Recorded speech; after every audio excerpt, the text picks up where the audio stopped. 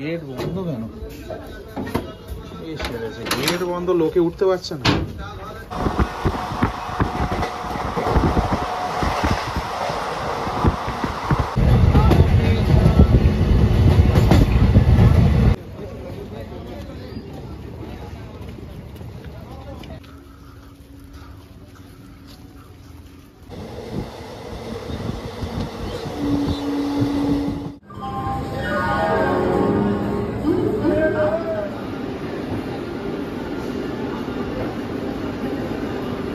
Morning, Howrah স্টেশনের 6 নম্বর platform থেকে আপনাদের সকলকে স্বাগত জানাচ্ছি আর একটা নতুন ভিডিওতে। ইনফ্যাক্ট এটা একটা ট্রেন ব্লগ হতে চলেছে।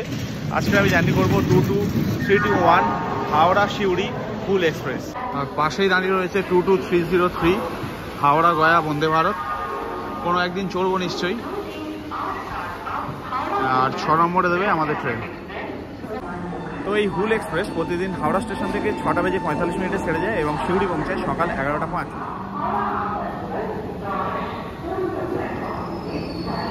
আচ্ছা, এখন সময় হচ্ছে আপনার 6টা 18। ট্রেন ঢুকছে। আমার কোচ নাম্বার হচ্ছে D2, সিট নাম্বার হচ্ছে 25। কোথায় পরে সেটাই দেখি। আর জাস্ট ট্রেনটা ঢুকছে।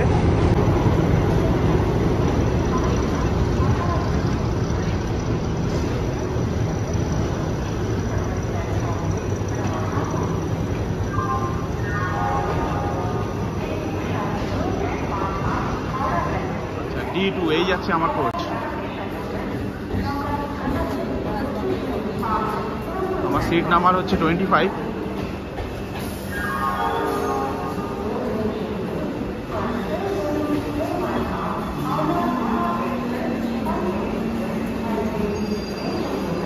ব্যাপারটা হচ্ছে ট্রেন তো দিয়ে দিয়েছে, কিন্তু 3টে দরজায় রয়েছে লক। এখানে আমি চেষ্টা করলাম, সামনে এরা চেষ্টা করছে। এটা লক, ওটা লক, তবে এটাও লক রয়েছে। মানে মোটামুটি সমস্ত কম্পার্টমেন্টেরই দরজা লক রয়েছে দেখতে পাচ্ছি। আচ্ছা, এখানে লকটা খোলা হয়েছে।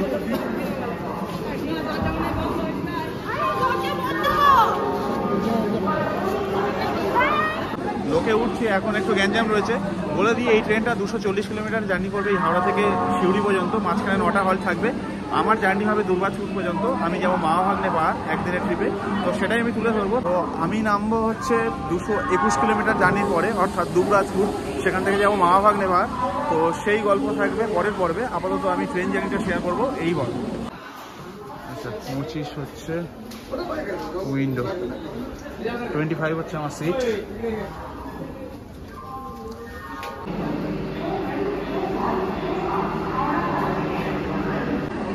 পুরো কম্পার্টমেন্ট এখন অন্ধকার।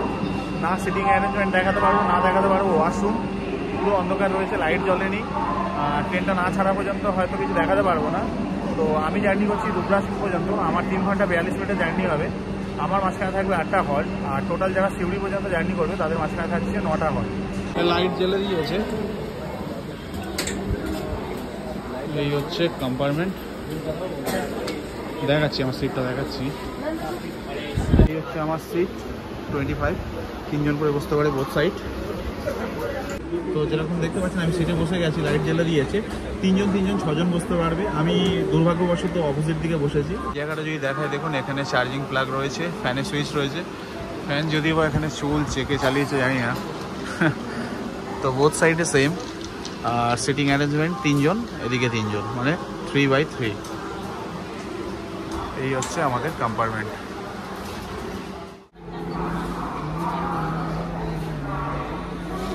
চলুন ওয়াশরুমটা দেখি।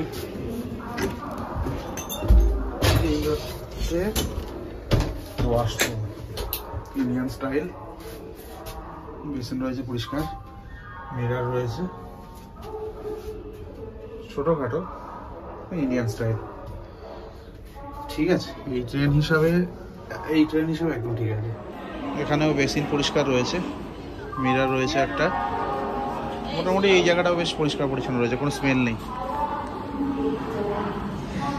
এখন সময় হচ্ছে 6টা 40, ছাড়তে এখনো বাকি রয়েছে। আর একটা ব্যাপার হচ্ছে, আমি খাওয়া দাওয়া করে আসিনি, অনেক ভোরবেলা আসতে হয়েছে। দেখা যাক এই ট্রেনে কি খাবার পাওয়া যায়। আমি হাওড়া স্টেশন থেকেও কিছু নিইনি, সেটাও একটা দেখার বিষয় রয়েছে। যারা জার্নি করবেন যদি খাবার না নিয়ে আসছেন অপশান কী থাকছে সেটা মানে দেখতে হবে।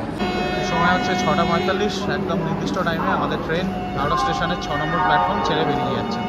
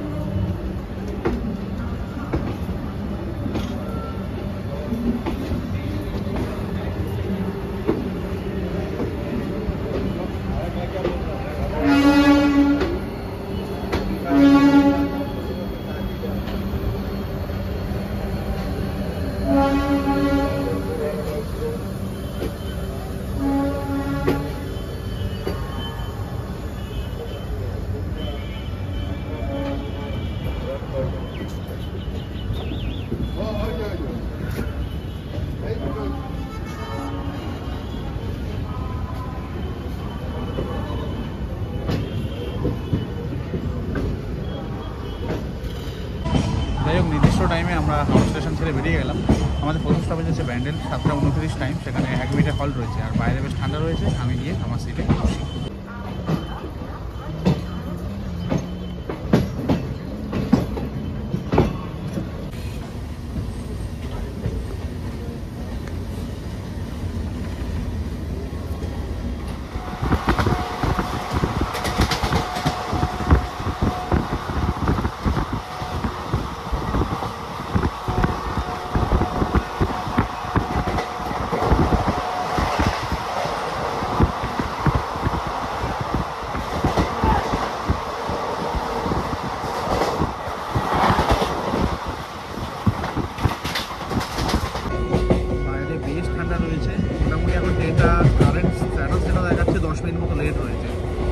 দেখা যাক ব্যান্ডেলে কখন পৌঁছায়।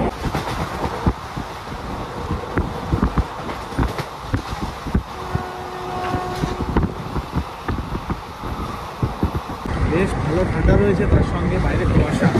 মানে কলকাতায় তো বোঝা সম্ভব না, বাট এদিকে আসলে বোঝা যাচ্ছে কি লেভেলের মানে ঠান্ডা, চরম ঠান্ডা রয়েছে। বেশ ঠান্ডা বাইরে। আমরা ঢুকছি ব্যান্ডেল, 7:29 ঢোকার কথা, কিন্তু 4 মিনিট মতো লেট রয়েছে। ঢোকার আগে কিছুটা দাঁড়িয়েছিল।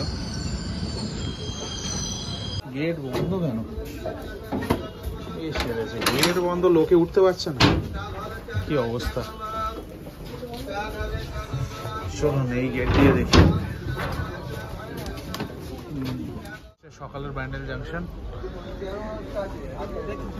ট্রেন ছেড়ে দিল। 1 মিনিটের হল ছিল, তাই দেখাতে পারলাম না আপনাদের।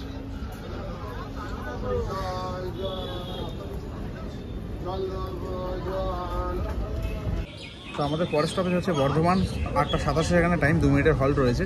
তো এখানে তো 4 মিনিটের লেট ছিল, দেখা যাক বর্ধমান কখন পৌঁছায়।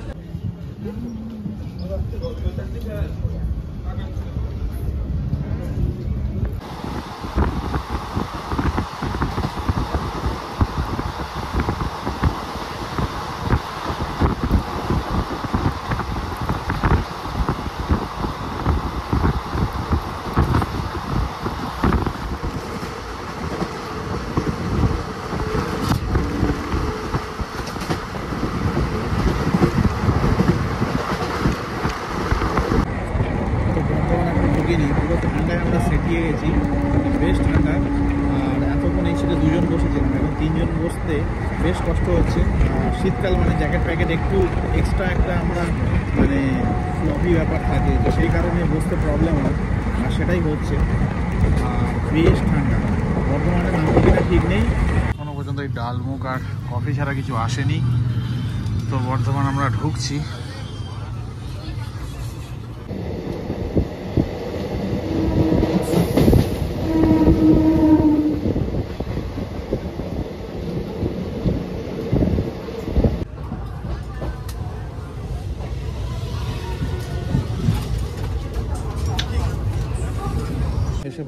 আমরা বর্ধমান, নির্দিষ্ট টাইমের থেকে 1 মিনিট লেট রয়েছে, নিচে নামছি না, 2 মিনিটের হল্ট।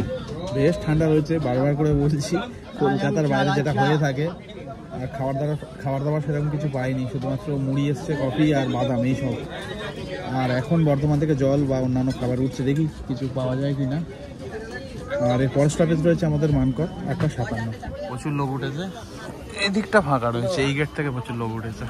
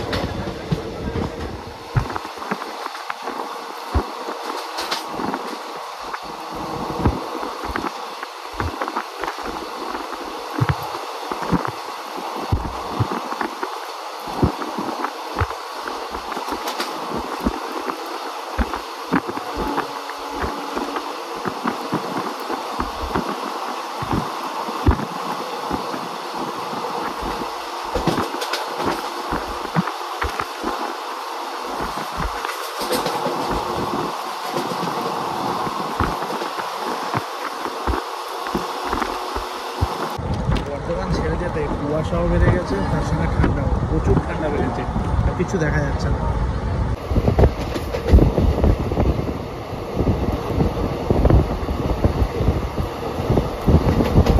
হচ্ছে বর্তমান ট্রেনের পরিস্থিতি।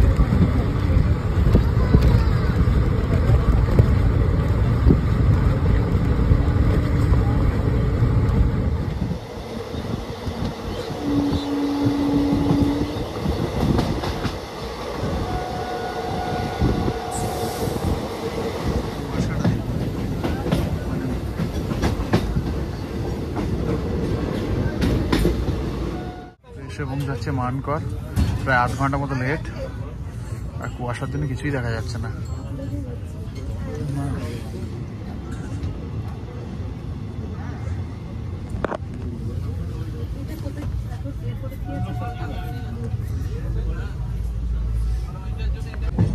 মোটামুটি বর্ধমানটা পেরিয়ে যাওয়ার পর এতটাই ঠান্ডা আর কুয়াশা না, সবাই মানে দরজা জানলা সিল করেই বসে আছে। প্রথম থেকেই আছি, বাট এখন সব কিছুই বন্ধ।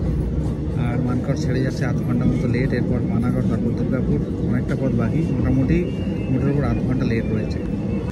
এখানে কি লেভেলের ঠান্ডা না বলে বোঝাতে পারবো না। কুয়াশাটা দেখাচ্ছি আর একবার,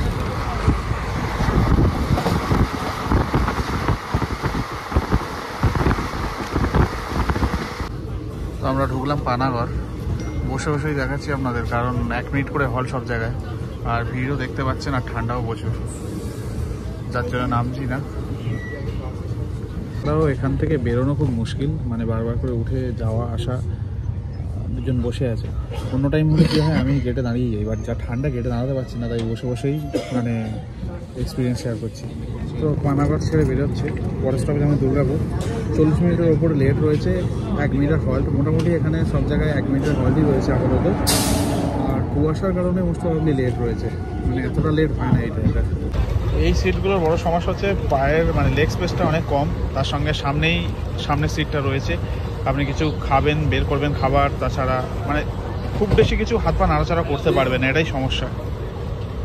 আর 3 জন বসলে তো আর কথা নেই, আপাতত 2 জন, একজন নেমে যাচ্ছেন, তো এটাই হচ্ছে বড় সমস্যা।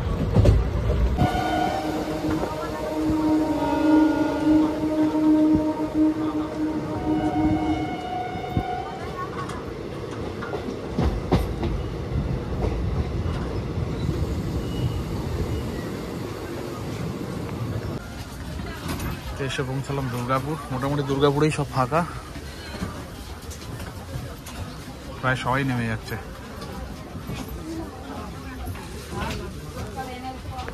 এখানে সময় ছিল পৌঁছানো 9:21, এখন সময় হচ্ছে 9:50, মানে লেটটা ভালো লেভেলেরই রয়েছে। দেখা যাক দুর্গাপুর আমি কখন পৌঁছে। অনেকক্ষণ বসে বসে কোমরের অবস্থা খারাপ, সেই ব্যান্ডেলের পরেই উঠলাম।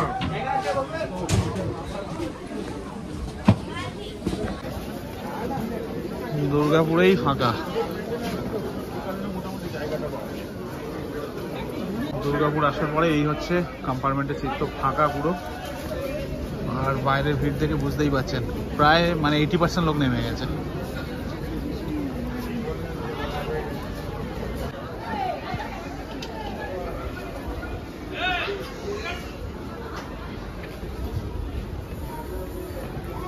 এখন টাইম হচ্ছে 9:54, আমরা দুর্গাপুর ছেড়ে বেরোচ্ছি। পরের স্টপ হচ্ছে আমরা টাইম নিয়ে আর বলে লাভ নেই, বেশ কিছুটা লেট রয়েছে। আমাদের পশ্চিমবঙ্গের শিল্পনগরী ছেড়ে বেরিয়ে গেলাম।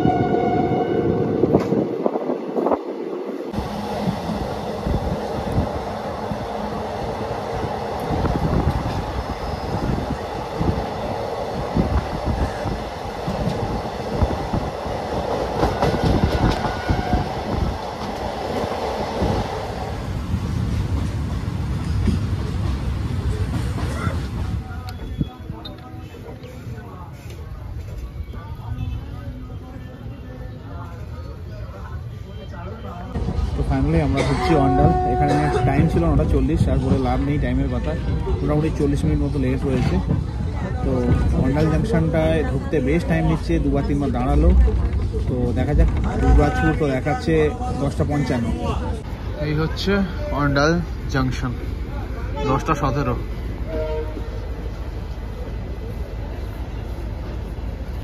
তো আমার আর দুটো স্টেশন রয়েছে, উখরা, তারপরে পাণ্ডবেশ্বর, তারপর দুবরাজপুর।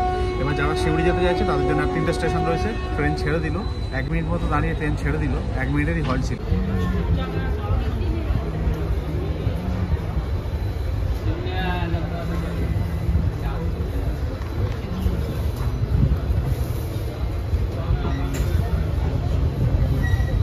এই অন্ডাল থেকেই এখানে ভাগ হয়ে যাচ্ছে লাইন, যেরকম এখানে দেখতে পাচ্ছেন।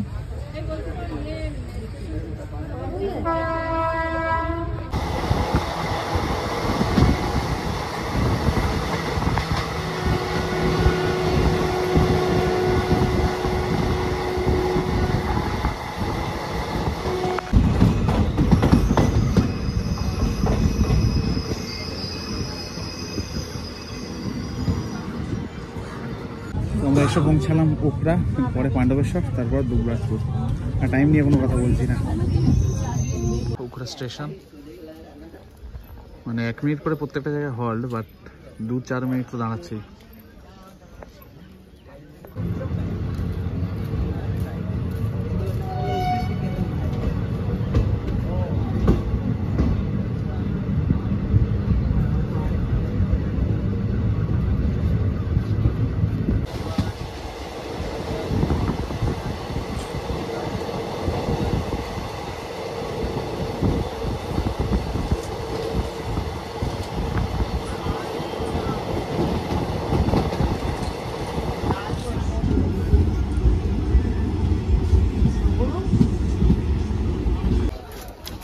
হচ্ছে বীরভূমের পাণ্ডবেশ্বর স্টেশন।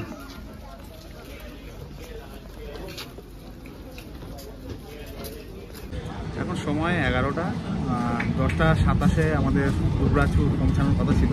তো পাণ্ডবেশ্বর এই টাইমে পৌঁছাচ্ছে।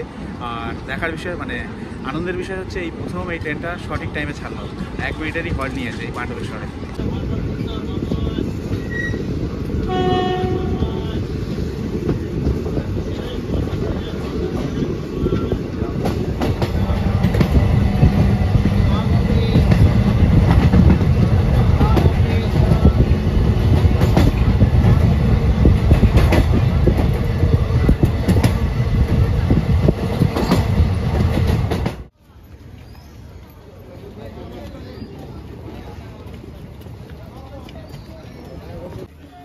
দুর্গাপুর স্টেশনটা বেশ দারুণ।